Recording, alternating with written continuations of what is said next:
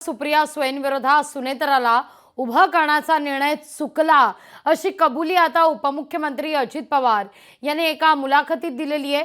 बहिणीविरोधात सुनेत्राला उमेदवारी द्यायला नको होती असं देखील ते म्हणतायत। सुनेत्रा पवारांना उमेदवारी देण्याचा निर्णय पक्षाचा होता असं अजित पवार यांचं वक्तव्य आहे। सर्व बहिणींवर मी प्रेम करतो असं देखील अजित पवार यांचं विधान आहे।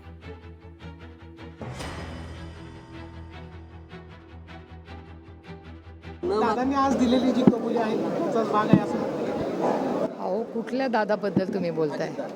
अच्छा, अजित पवारांबद्दल बोलताय।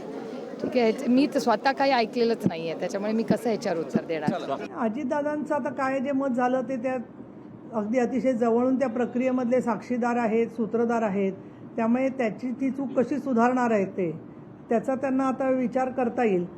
आता इतकं अनुभवी असणाऱ्या माणसांनी, अनेक वेळेला उपमुख्यमंत्री असलेल्या माणसांनी इतकी प्रांजळपणाने स्वतःची चूक मान्य करणं हीच खूप मोठी गोष्ट आहे। त्याबद्दल मी त्यांचं म्हणजे विशेष दखल घेते।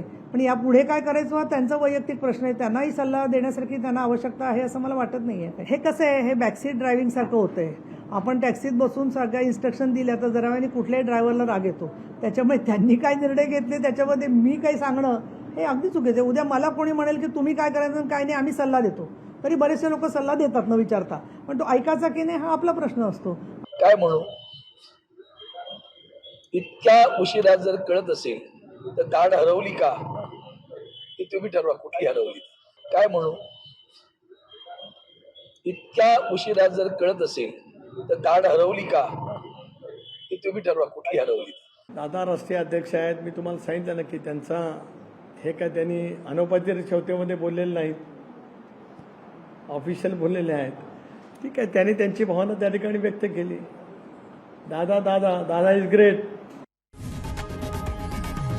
लोकशाही मराठी ऐका, पहा, जागरूक रहा।